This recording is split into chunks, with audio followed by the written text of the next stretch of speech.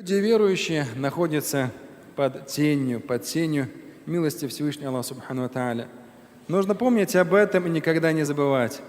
Осознание безграничной милости Творца окрыляет и дает силы неустанно идти вперед и ей навстречу.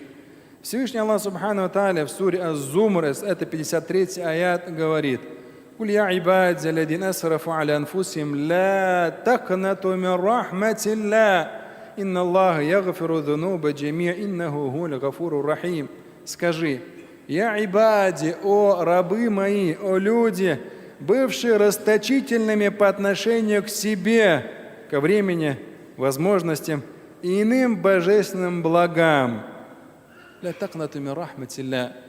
Не теряйте надежды на милость Всевышнего Аллаха Субхану ва Тааля. Никогда не отчаивайтесь в Его милости.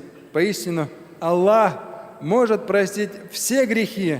Он воистину всепрощающий и всемилостив. Известный толкователь Коран Ибн Касир пишет: этот аят – призыв ко всем грешникам, будь то безбожники или иные, к покаянию и мольбе о помощи, обращенной ко Всевышнему Аллаху Субхану ва Тааля. Данный аят – сообщение о том, что Господь миров может простить любые грехи, все до одного, тому человеку, который раскаялся в них и исправился. И неважно, сколько их у него, пусть даже по количеству равны они пене морской. Написал Ибн Касир в толковании, в тафсиру к данному аяту.